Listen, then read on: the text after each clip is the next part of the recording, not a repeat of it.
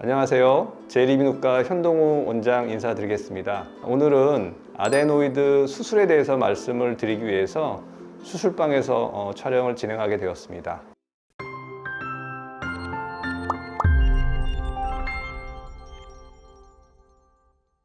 아데노이드라고 하면 흔히 우리가 알고 있는 편도 조직을 말하는데요. 구강 내에 있는 구개편도가 있고요. 혀뿌리에 있는 설편도, 흔히 말하는 인두편도, 코편도라고 하는데요. 보통 4세에서 5세 이 사이에 좀 면역 기능을 담당하면서 많이 이제 증식을 하게 되고 10세 이후에는 많이 없어지는 조직으로 알려져 있습니다. 아데노이드 조직이 커지면 비강으로 호흡하기 굉장히 힘들어집니다. 그렇게 되면 보통 아이들이 잘 때 굉장히 코를 심하게 골거나 수면 무호흡을 일으키게 되고 이 상태가 오래되면 구호흡이 장시간 지속이 되기 때문에 안면 발달에 이제 장애가 생기게 됩니다. 예를 들어서 입천장이 굉장히 높아지고 앞니가 굉장히 돌출되어지고 아래턱이 좀 뒤로 밀리면서 좀 작아지는 소위 말하는 아데노이드형 얼굴이 되게 되는데요. 이러한 발달 장애를 유발할 수 있을 때 수술을 고려할 수 있고요. 두 번째는 우리가 이제 귀하고 코하고 연결되어 있는 관이 이관이라고 있는데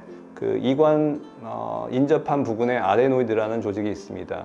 아데노이드 조직이 만약에 커져 있을 경우에 이관 기능의 개폐 기능에 장애가 생기고 이관 폐색이 생기기 때문에 반복적인 중이염이 생길 확률이 굉장히 높습니다. 또한 아데노이드 조직이 커지게 되면 코 안에 분비물의 배출이 어렵게 되겠죠. 그리고 아데노이드가 면역 기능을 담당하는 것은 맞는데 또 바꿔 말하면 균이 굉장히 증식하기 좋은 배지가 됩니다. 따라서 분비물이 배출이 되지 않고 반복적인 아데노이드염이 생기게 되면 만성 축농증이 생기기 쉽습니다. 대상자가 보통은 영유아기거나 아니면 학동기 아이들이기 때문에 이 환자 협조도에 따라서 이제 간단한 내시경을 통해서 코 끝에 아데노이드 조직이 커져 있는 것을 확인하면 굉장히 쉽게 진단할 수 있는데요. 만약에 그러한 협조가 어렵다면 엑스레이 촬영 한 2장 정도 하면 쉽게 커져 있는지 아닌지를 확인할 수 있으니까 간단하게 진단을 할 수 있다고 생각을 합니다.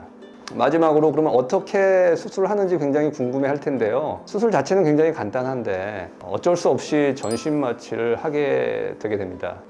이건 술자의 선호도에 따라서 아이의 비강을 통해서 내시경을 넣어서 아데노이드를 확인해서 제거를 할 수도 있고 아니면 아이의 구강을 통해서 내시경을 넣어서 이제 제거할 수 있는 방법을 취할 수 있는데 미세 절삭기를 통해서 이제 갈아내주고 지혈을 하면 수술은 끝나게 되겠습니다. 수술 시간은 한 20분 내외에서 끝나지 않을까 생각을 합니다.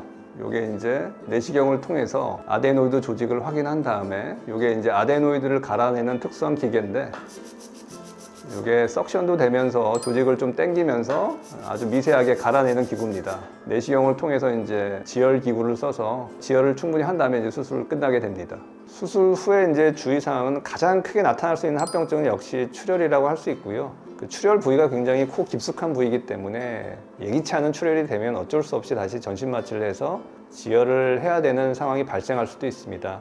그렇기 때문에 일주일 동안은 좀 안정을 취하는 게 좋겠고요. 특별히 먹는 거나 생활하는 데 있어서의 큰 제한 사항은 없다고 생각을 합니다.